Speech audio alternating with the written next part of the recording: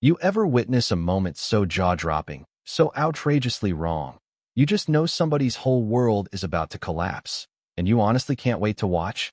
That's exactly what happened here.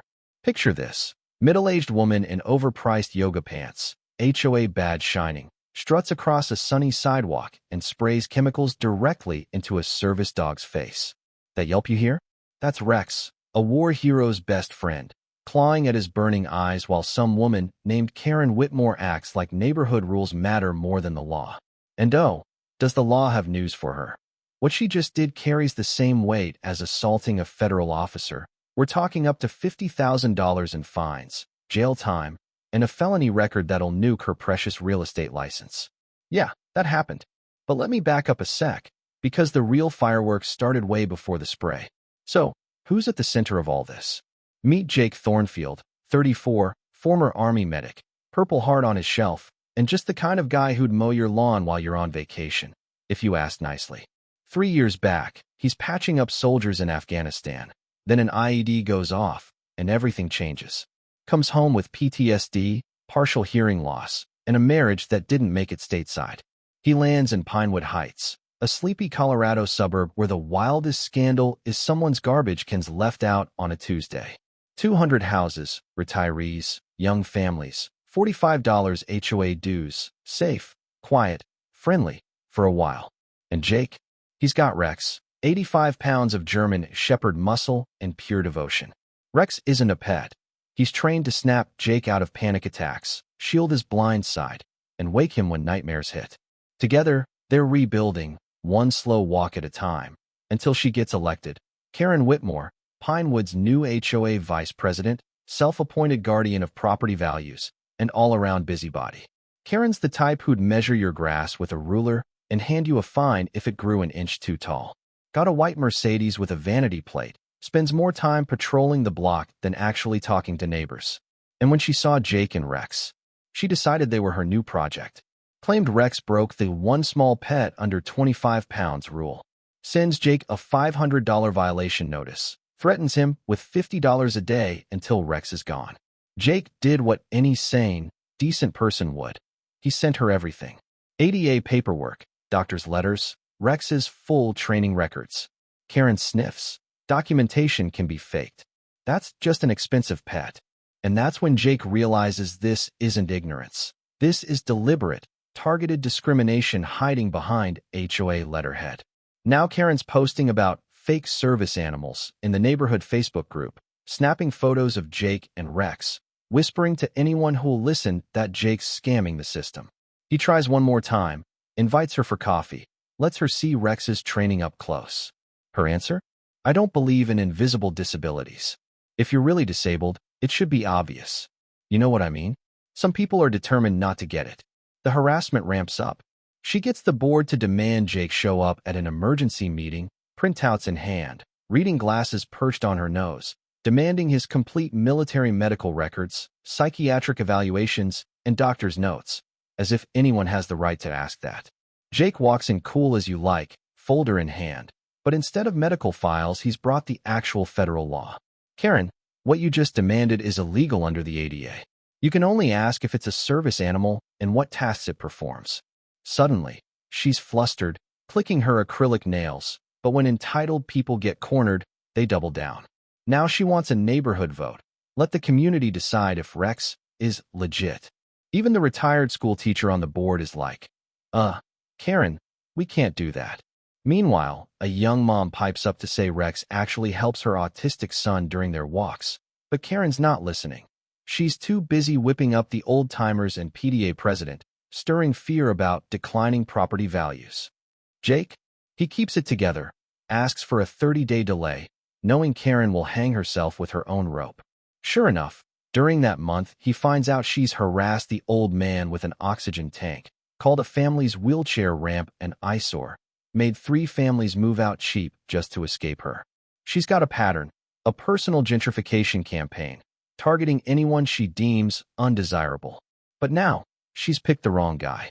Karen starts a full-on smear campaign, anonymous flyers, a petition, even follows Jake and Rex on their walks, narrating like some twisted National Geographic. Day 12. Subject appears to be a normal pet. No disability observed. Jake, Army trained, documents everything.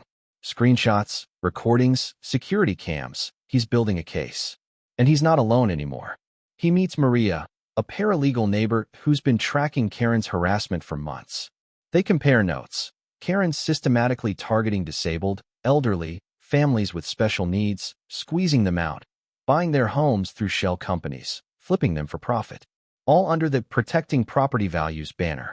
Karen's brother-in-law Rick starts showing up too, timing Jake's sprinklers, measuring the grass, photographing Rex pooping like it's CSI, HOA.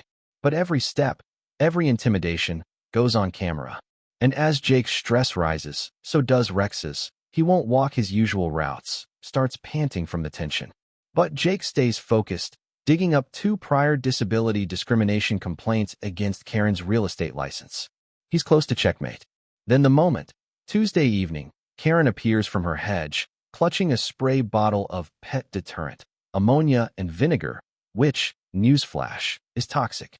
Claims Rex attacked her roses. She aims, sprays directly into Rex's eyes and nose. Rex yelps in pain.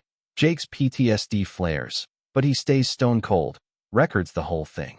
Karen, you just committed a federal crime on camera. Karen blusters, denies, tries to hide the bottle. Jake calls Maria, puts her on speaker. Karen, that's a felony under the ADA. Karen turns pale as sour milk. Officer Martinez arrives, takes one sniff, one look at Rex, and tells Karen what's up. $50,000 fine, jail time. Karen tries to rally her friends, but suddenly, nobody's with her. Neighbors saw it all, backed up Jake's story, vet confirms Rex's burns. But Jake plays it smart. He waits to press charges, giving Karen just enough rope. Maria keeps digging, uncovers embezzlement, $23K in HOA funds gone, payments to fake consultants, fraudulent newsletters. Turns out Karen's been robbing the HOA, targeting vulnerable families to buy their houses cheap and lining her pockets. Jake's kitchen turns into war room. Neighbors and Maria gather, plotting a 3-pronged attack: civil rights, financial fraud, community recall.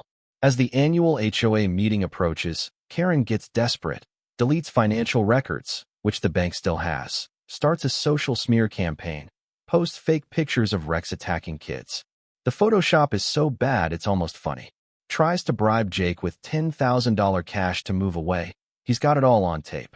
Even her old allies start turning, realizing they're next. Her own family falls apart. Husband files for divorce. Daughter blocks her. Brother-in-law considers flipping for a deal. 2 weeks out, Karen hires a sleazy PI to prove Jake's faking his PTSD. The PI finds out Jake's the real deal, a decorated war hero, universally respected. Karen posts PTSD or fraud flyers, insults the entire neighborhood of veterans. Suddenly, she's triggered the wrath of a dozen vets, including a retired Marine who organizes a rally outside Jake's house. The news gets wind, covers Rex's Real service work. Karen's story falls apart in public.